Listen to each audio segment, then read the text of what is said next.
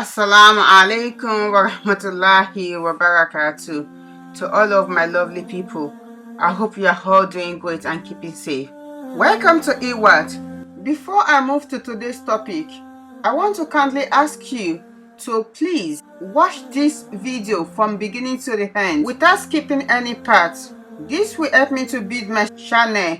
Today, bi-idhnillahi ta'ala, I'm going to be sharing with you Chapter 2 of my personal Ruqyah journey. As I mentioned last week, I was being referred to a psychologist by the GP. So I started engaging with the psychologist.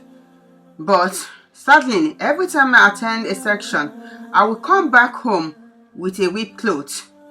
My socks will be ripped, my clothes will be ripped, and I will be broken, very broken. The reason for that is because I have a very tough and difficult childhood.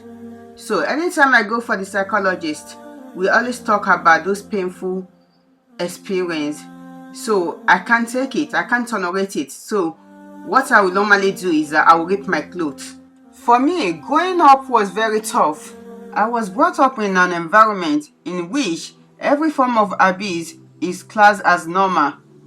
Please, as a parent, always look out for your child. Know the warning sign. Don't trust your child with anybody, not even female. Listen to your child. I remember when I was like 7 years old, the person that my mom trusts to look after us, we go to the bathroom, we bring me to the bathroom with her, and she will be naked and she will ask me to start touching her private part and body. Then I could not tell my mom because she's going through a lot at that time. Please, parents, try and look after your children. Listen to them. Try and take their complaint seriously. My dear sisters and brothers who may be going through any form of abuse, I know it's difficult to live, but I'm pleading with you. The situation is not going to get better. It's going to get worse. As a Nigerian, we always say it go better. Not in this kind of situation, it no go better. Oh. The only way for you to be better is to find a safety way to live. I'm sorry if I'm sounding negative.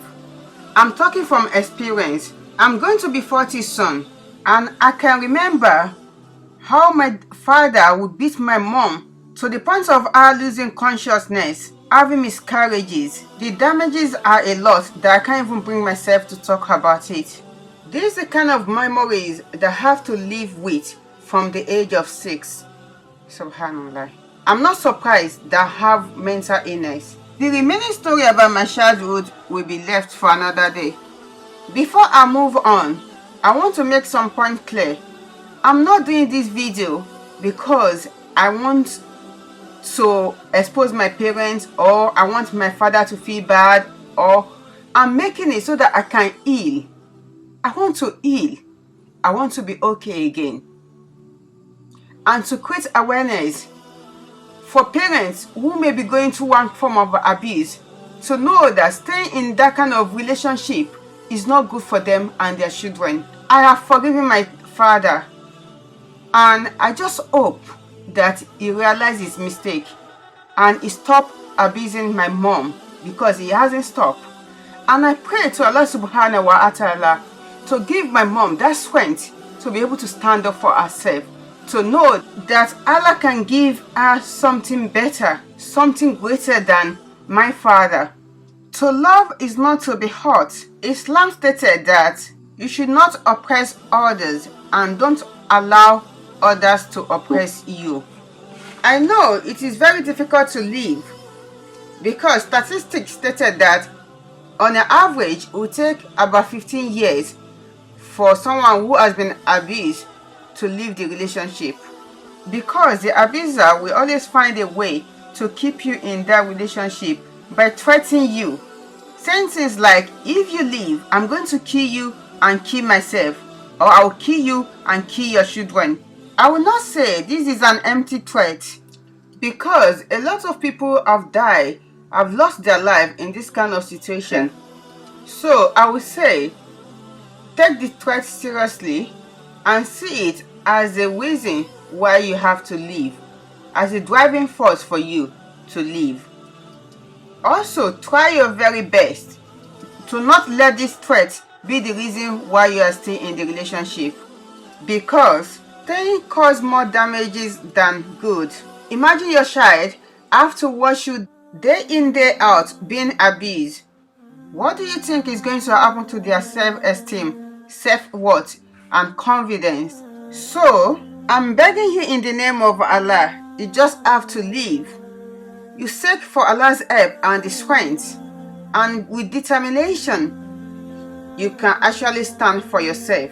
I pray to Allaah Suhannahu Wata Ala to give you that strength to pick up your battle, and with His help, victory is on your side. I'm very sorry if you have taken too much of your time. I just say I should mention some points to give you background of the reason why I'm seeing psychologists. At this stage, none of my family, including my husband, knows what is happening to me. But as the day passed by, I started losing it. I get angry easily. I'm failing in my parental responsibility. I snapped at any given opportunity. So my psychologist starts signposting me for parenting course. If I'm not mistakenly, I got 3 certificates from the course. Alhamdulillah, this has helped me to be able to support my children with the best of my ability. Subhanallah, with all this put in place, still I'm not getting better. I'm getting worse. At some point, my mom asked to come down to London to come and support me. To my sweet mom, I say big jazakumullah khairan for all you've been doing for us. Your support, your sacrifice. You always sacrifice your happiness for us. You are the best mom in the world. I see your suffering and I see your sacrifice. I wish I could change things for better, but I have faith and have firm belief and conviction that Allaah Suhannahu Wata Ala is giving us the best. All you ever wanted is to see your children doing great things in life. I believe that all those wishes and desires of yours is still going to come to pass. We are going to do good in your lifetime. We are going to excel, be eaten in life. Dear mother, please hold on. Don't give up on us. Your crying over us is heard by the most merciful Lord, and He will soon answer you. And all your dua concerning us shall be accepted. Don't worry, sweet mother. Your darkest moment will soon end with good, with brightness. I pray to Allah Subhanahu wa Ta'ala to reward you with your patience, to reward your patience, your endurance, your perseverance, your tolerance with good, both in this world and the Akhirah. Ameen. I remember the day you attended a psychological section with me. You are crying that day. You are crying heavily, blaming yourself for everything that happened to me. And you start apologizing for everything. Sweet mother, I did not hold anything against you. I know that you try your best as a mother. Sweet mother, in case you come across this video in the nearest future, please forgive me. Don't be upset by it. Just know that I'm telling my story so that I can heal properly. Also, to encourage and motivate others who may be going through a similar situation, that there is always light at the end of the tunnel. And for my dad, I forgive him a long time ago. Not because what he did was okay, but just because I don't want the past to hold me as an hostage. Forgiving him has given me the strength to know that the past cannot be different, and Allah Suhannahu Wata Ala's plan is the best. In my road to recovery, I conclude by saying I choose forgiveness over vengeance, not because what happened to me was good, but because I gave up hope, believing that the past could have been different to what it was.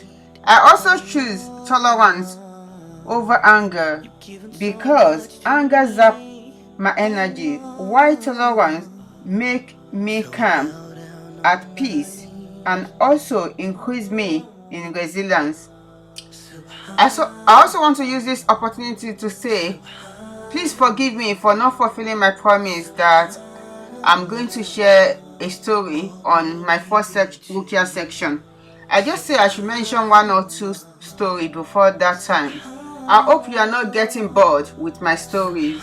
I would like to say Jazakumullahu khairan for watching and for your support of all time. I also hope you learn one or two things from this story. If you do, kindly like, share, comment and subscribe. I pray to Allah Suhannahu Wata Ala to ease all our affairs and guide us to the right path. Ameen. I live in the care of Allah Subhanahu Wa Ta'ala. Stay blessed and safe. Lot of love. IWHAT.